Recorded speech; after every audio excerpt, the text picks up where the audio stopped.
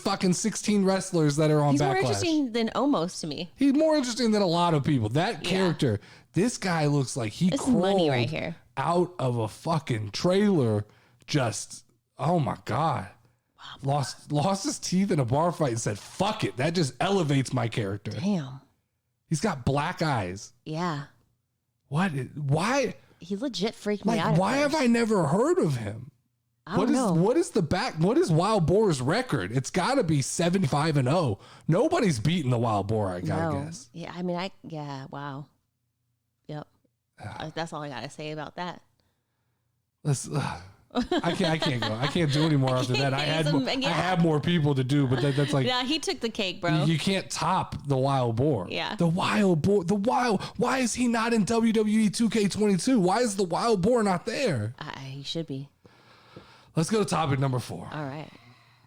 Step in the ring. If you ready, let's go. Hey, casual wrestling community show. You already know. This episode's been a lot of listing, I've noticed. When I was putting it together, I didn't see that it was a lot of listing, but it's okay. Everyone can't be the banger that last week's was. Yeah. Last week's felt good. This one feels like I'm running on a little bit. What's our time right now? 43. All right, we're not bad. But this is the topic where I'm gonna get a little bit more serious, and I'm gonna piss off the IWC, which is what I come here to do. Obviously, that's what they think. They think I come here every week just to, say a bunch of stupid shit that pisses them off. But every time, and this topic is going to be, I want to take the AEW roster. Because I've looked at the AEW roster, every time people start yelling at me, I go back and re-look at the AEW roster, and they tell me, oh man, Kenny Omega's better than Roman Reigns. Orange Cassidy's better than The Miz. And I laugh because I go, come on, man. Let's be real. That's a stupid thing to say. But I wanted to, from my point of view, be realistic and let everybody know where I see the AEW comparisons to WWE wrestlers and what I really believe AEW guys' potential would be if they joined a WWE roster. Because every time I start talking about AEW, the IWC come out of their fucking caves and they tell me how wrong I am. And the problem with the AEW and the IWC in general is that they see everything as if the only people who watch wrestling are the IWC. Bunch of grown-ass men. They think there is no audience that exists outside of fucking smarks, as they call it, smart fans. But if you go to WrestleMania, if you go to an actual WrestleMania and you look around, the demographics at a WWE show, they're fucking hilarious. We went to AEW, and it's a bunch of neckbeard motherfuckers. It's a bunch of people crawling out of the basements, going to watch wrestling, and that's fine. It's the IWC. That's what they love. That's what they go see. When you go to a WWE event, you see grandmas, you see families, you see mothers, you see fathers, you see children, you see grandpas, you see wealthy businessmen, you see people missing quite a few fucking teeth. Yeah. And then you have IWC that are sprinkled in proportionately. There's no one size fits all audience for WWE. You can't create an avatar and go, that's WWE's audience, because there's tons of little kids, elementary schools that are talking about wrestling. Yeah. Right? There's you see grandmas and grandpas, people who grew up that are still watching wrestling. You see businessmen who watch like these people all watch wrestling. They have a more diverse audience than AEW. That is why WWE has a larger audience than AEW. It's why AEW people argue when they go key demographics. Key demographics just mean people that look like me, right? Men age fucking 25 to 45 that fucking watch hardcore wrestling. That's what AEW people call key demographics. When I talk about wrestling though, I talk about it from a commercially viable package because that's how my brain works. I'm not talking about which guy flips around the best. Yeah. And I think that's what irritates everybody on social media is I'm not looking at it as like, well, Jeff Hardy's just so technically sound. No, I'm talking about the complete package. I'm talking about the soap opera that is wrestling. Yeah. Because that's what it is to me. Now, last week I compared the AEW to the USFL, which I still think is a decent analogy. There was a lot of pushback. I think it's a decent analogy because Rampage didn't even break 500,000 views this week. Okay, so the numbers, like, they're not, the viewership is not where they want it to be. to be considered a viable competitor to WWE. But after putting a lot of thought into that analogy, I thought it could be refined just a little better.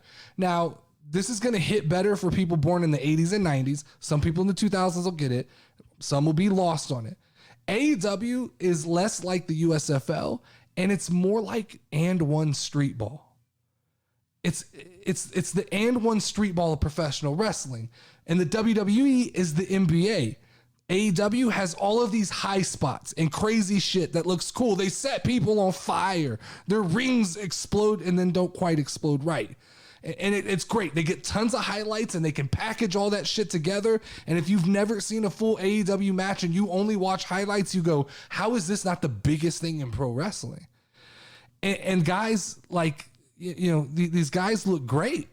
Adam Cole looks great. Guys like Hot Sauce from And One, they look great until you put them on a court with Kobe Bryant and Tim Duncan. Until you put them in a ring with Roman Reigns and Drew McIntyre. They don't have that same, they don't look the same. AEW guys are great when they can flip around in front of an audience of all IWC fans who literally cheer for anything they fucking do. But when it comes time to being marketable and putting the whole package together, they typically fall a little bit short. AEW fans believe that the guys they watch on TNT and TBS every week, they believe that these guys are just overlooked by WWE. They never take into consideration that the WWE may be assessing some of these guys and going, they're not marketable on a national or international scale. They're just not, they're great. They flip around, they do cool moves, but as a package, I can't sell this guy to my audience. And maybe some of them are overlooked, I'm sure. But what I wanted to take this last segment to do was an AEW to WWE comp, to be realistic, where I think guys would fit into WWE and what their potential ceiling would be if they actually were in WWE and it was not based on just wrestling skills, but on a total package. Okay. Now, first thing we have to do is settle on what we think are the best 10 full packaged wrestlers in AEW. And it's fairly, I went through a bunch of lists. I watched a bunch of videos. I watched one of Suplex's videos where he did a whole breakdown of like who are the biggest draws in AEW. And while I agree with a lot of it, there was a few that I probably didn't line up on, but it's fairly simple to me when I look at, I came up with 11 superstars to me that are merchandise movers, full package wrestlers that potentially the WWE might have interest in. That's Moxley, The Elite, more importantly, Kenny Omega, Orange Cassidy, Brit Baker, Jade Cargill, Adam Page, Adam Cole, Darby Allin, Eddie Kingston, MJF, and Sammy Guevara. Okay. I excluded former WWE guys like CM Punk, Jericho, Bryan Danielson, the Hardys. They've done WWE. They proved they could do it. We don't need to comp them. I did leave in Adam Cole, I believe, and Jon Moxley, because arguments are to be made that Moxley is a whole different character than he was in WWE, and that Adam Cole never got the opportunity in WWE. So having said that, let's jump right into it. Let's waste no more time. Jon Moxley. Jon Moxley is a unique character in wrestling. There's not a lot of other people like him. And he mixes a little bit of that like hardcore GCW style with still got some of the WWE left in him. He's got an AEW swag. So when I look for a WWE comparison to Jon Moxley, I can't find it. I don't know that it exists. The best I can do is go back in time and say, he's the closest thing we have to a Stone Cold Steve Austin in pro wrestling. And he doesn't fully embrace that. And AEW hasn't fully embraced that anti-hero with Jon Moxley yet. And hopefully they do. The ceiling for Jon Moxley, if he was to go back to WWE, is he's still as valuable to WWE as he is to AEW. He's a world champion. He's top of the line. He can stand in a ring with Roman Reigns. He can stand in a ring with Drew McIntyre. He can stand in a ring with Brock Lesnar. He can stand in a ring with Seth Rollins. He can stand in the ring with any one of those guys. You can put a world title on him. You can put any strap on him you want, and he elevates the title. He's a big deal. So for me, Jon Moxley, he's a special character. WWE, I think, would take him back in a fucking heartbeat. And the chance I think that we see Jon Moxley back in a WWE ring at some point in his career, I think it's 75%. I really believe it's that high. I believe that AEW's roster is going to lose steam. And I know that pisses people off. It's going to balance out. You can't have a surprise every week. And we're already seeing it, right? We had like 5 or 6 surprises in a row, and then those guys just kind of faded out and disappeared because you can't maintain it. We also are silently seeing some of the original names come off the roster because there's just no room for anybody else. How long is Moxley okay not being the main guy when he's main guy quality? And I think if he goes back to WWE, I think the Cody Rhodes situation is a lot of guys are gonna look at that and go, wait, Cody came kind of off the middle of the AEW roster, and he's the #1 face on Monday Night Raw now. Yeah. They're seeing opportunity exist in WWE. So I think a guy like Moxley, I think eventually the whole Shield, and I get, you go, well, these guys hated WWE. That doesn't matter. At a certain point in time, you look back and you kind of forget all the bad, and you go, well, there's opportunity. You're going to see guys jump back and forth. It's gonna happen more and more, and it's going to go both ways more and more. Yeah. Kenny Omega. Let's go Kenny Omega. Kenny Omega, 6 foot tall. 6 foot tall. Not a big boy, okay? My WWE comp for someone like Kenny Omega is AJ Styles. He's a beloved, he's a fan darling, fans love him. But my problem with Kenny Omega, and this is going to piss off the internet, Kenny Omega doesn't look like a wrestler. And you do have to look like a wrestler. Like, let's be real. And this is not a negative because it's a testament to what he's accomplished as a guy who looks like he'd be on an episode of Shark Tank trying to sell you something. Like, he looks like a salesman. He kind of looks like Eastbound and Down. Yeah, a little bit. He got kind of a look to him, and so that's a testament to his ability to get over and do what he does. And it is because he's so good at what he does. What do I think a guy like Kenny Omega's ceiling is in WWE? It's a short run as world champion for fan service because the fans would want to see it, but then eventually he's putting over the next big thing. That's kind of the story of Kenny Omega if he was in the WWE. And not that I even think Kenny Omega has a problem with that. Kenny Omega has proven time after time he is more willing to put over young talent than any other guy as talented as he is. Like, Roman Reigns isn't putting people over like that. Seth Rollins, Edge, none of them are putting people over like Kenny Omega is. So that's all a testament to him. But I just don't think, like, long term, he's not standing face to face with Roman for a long time. Mm-hmm. Yeah, they can't sell that story for a long time. And then look at AJ Styles. That's the prime example. A guy who, there's lots of people who regard AJ Styles as the best wrestler in the business. And look where he is. He's mid-card. He stays in the middle of the card. He gets, every so often, he bubbles up to the top, and then they kind of go, no, AJ, you need to go back down where you belong. Yeah. Chance we see Kenny Omega in the WWE's 25%. I do believe that you can never say never with him. And I think it's later rather than sooner with Kenny Omega. But I do think at some point, and rightfully so, he gets a WrestleMania moment. Mm-hmm. He needs some form of that. Next, we go to Orange Cassidy. Orange Cassidy is the stand-up comedian of professional wrestling. He's a guy who operates in different kinds of bits. And his WWE comp to me is Sami Zayn or R-Truth. That's where he would fit on the WWE roster, in that lane. His ceiling in the WWE, fan favorite possibly. I think his style fits the WWE audience more than it does AEW. A lot of AEW fans don't like Orange Cassidy. I like him. I do too. But there's a lot of IWC fans that don't like him, that just shit all over him and roll their eyes when they see him. In WWE, he'd make a perfectly good IC champion or even like a 24/7 champion. And I'm not saying that to be negative.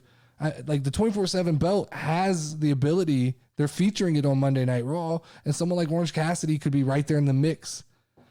Chance we see him in WWE, 50%. I believe that I don't believe AEW, the fans, they don't have enough fucking respect for him that his loyalty is not going to lie within AEW. And with a guy like Orange Cassidy, I feel like AEW needs to either shit or get off the pot with a guy like that. Everybody talks about predictability in the WWE, right? Oh, I know exactly what's going to happen. WWE is so predictable. But be fucking real. There's nothing else in wrestling that we can predict more than who the next 5 AEW World fucking Champions are going to be. And we can do that with about 90% accuracy. CM Punk, Bryan Danielson, MJF, Adam Cole. These guys are already in line waiting for their title shots. That's predictable. We don't know who's going to beat Roman. We don't know who's going to beat Theory. We don't know who's going to beat who's on the other side. Who's IC champion right now? Why am I drawing a blank? Shinsuke had it. He lost it to Sami Zayn, who lost it to Ricochet. It's Ricochet. Oh, well, see, that shows you how forgettable it is. I agree. I mean, it shows you how they don't put it. And I put MJF on this list, right? Even though after last week I said I don't think he's going to win a title, I watched a video that Suplex made, and he made a compelling argument that swayed me a little bit to change my mind. He thinks that CM Punk is going to win the title at the next AEW pay-per-view and then drop it to MJF at All Out this year, which I think makes a lot of sense. It would actually work really well, and it would probably give them a much higher chance to keeping MJF when his contract runs out. But I still, like, that almost seems like too good of booking for AEW. Mm-hmm. Next, we have Brit Baker. Brit Baker's a polarizing figure. There's people who love Brit Baker, and there's people who absolutely fucking hate Brit Baker. When I do videos about Brit Baker, people, they either tell me how she's the best woman in all of professional wrestling or she's the worst. There's nobody who, like me, kind of falls that her WWE comp is Sasha Banks. Yeah. Like, yeah. Upper echelon, not the best, but upper echelon, has a swag about her. Super marketable, like merchandise. They do terrible. AEW does a terrible job with merchandise. Yeah. I wanted to get a Brit Baker shirt, but they were all so ugly that let me ask you a question. F that. When is the last time, and I know the answer, that you've seen an AEW wrestling shirt in the wild? And when I say the wild, I mean not at a wrestling event. Just walking around, just going through the mall. CM Punk doesn't count because I feel like everybody has a CM Punk shirt. Exactly. I'll agree with you on that. But not like an actual Let's AEW. just talk about anybody outside of CM Punk. When's the last time you see... Nobody, right? Nobody's wearing AEW merchandise. So they're not doing the marketing game correctly. Her ceiling in WWE, world champion, easy. Yeah. Easily could see her holding the women's strap. And chance we see her in WWE, 95%. Mm-hmm. And that's because at some point in time, she has to go to the WWE in the same way that Bryan Danielson had to go to the AEW. Britt Baker has to go to WWE in the same way that Bryan Danielson had to go to the AEW. It's kind of one of those inevitable things. She will have to prove herself against the best of the best. I'm going to jump down here to Adam Cole. Okay. My WWE comp for Adam Cole was Chad Gable. Stick with me when I say this. Okay. But flip the skill sets. Chad Gable, extremely good wrestler, just kind of finding himself on a microphone. Adam Cole, extremely good on a microphone. I think just starting to find himself as a wrestler. And so, but that's look at the WWE. I think that was the path Adam Cole was headed on if he moved up to the main roster. They wanted him to be a manager. I think at best he ended up a tag team champion. Mm-hmm. I don't think he's not a big guy. He's not an overly physically imposing person. Yeah. He doesn't just wow you in the ring. He's got the crowd. The crowd's behind him 100%. But there's been other guys that have had the crowd. Santino Marella, even Kofi Kingston got a short run with a title. But even then, they get pushed back down we want this guy on the roster. We want the crowd to react to them, but we're not going to put them in big moments. Chance we see Adam Cole back in WWE, 33%, and that's only, I say it's a 1/3 shot because if Britt Baker goes back, it just seems like Adam Cole could possibly go back at the same time. Yeah. Darby Allin. Talk about Darby Allin. I think his WWE comp is someone like Ricochet. It's not Rey Mysterio. He's not a world title guy. His ceiling in WWE is the IC title. Chance we see him in WWE, 0%. I don't think he's a WWE guy. I think he's an AEW guy through and through. And I think they'll hitch their horse to Darby. I think that's the guy. I think even over MJF, that's the guy that they're going to get behind. Yeah. Which leads me to MJF. I saw Jay from Jay Knows Wrestling talk about MJF and everybody kind of crowning him the greatest thing in professional wrestling right now. And it reminded me of how when Patrick Mahomes went to 2 Super Bowls in a row, everybody was like, he's the greatest. He's Tom Brady.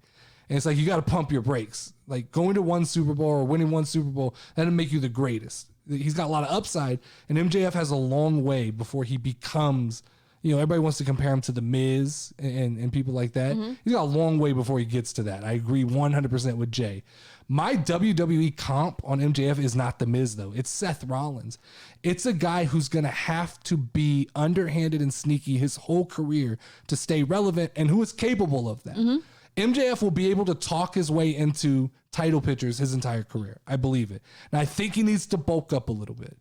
And he's in decent shape, but he's going to have to just make himself appear bigger than he is. Yeah. Like The Miz appears bigger than he is. The Miz is like 6'2". MJF really? Is 6 foot.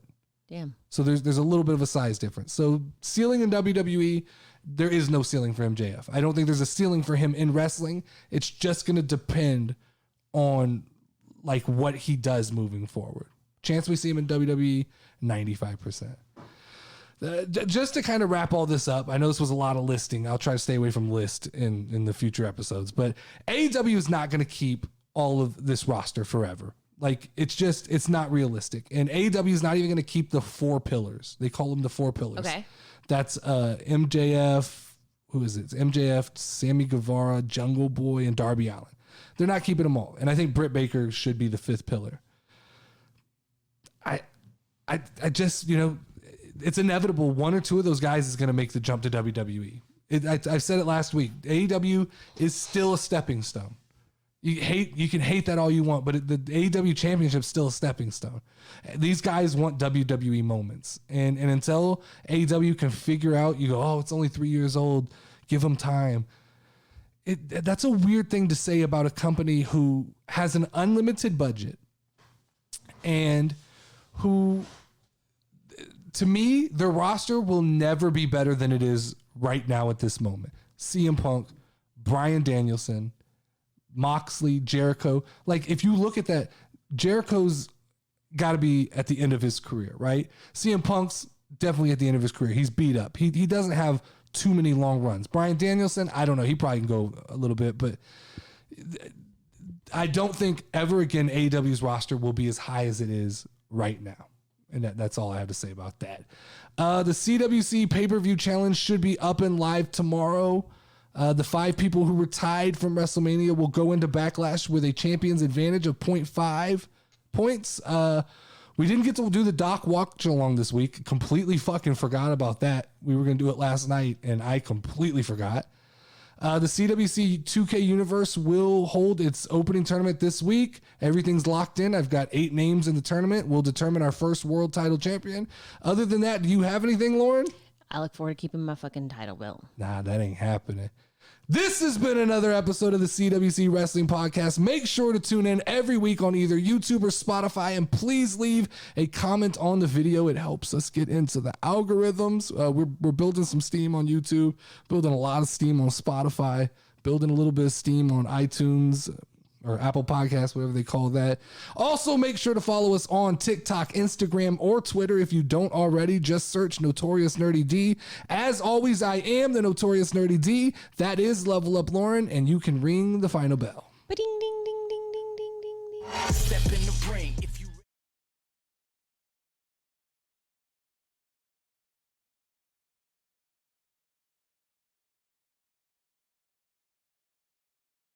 Step in the ring if you ready, let's go. Ay, casual wrestling community show. You already know. Talking WWE. Keep it rolling and hosted by Notorious Nerdy D. Don't show that you gon' find. Tune in cause it's online. Hit 'em with a figure 4 leg lock, power driver or clothesline. We bringing that heat like for show, but you should already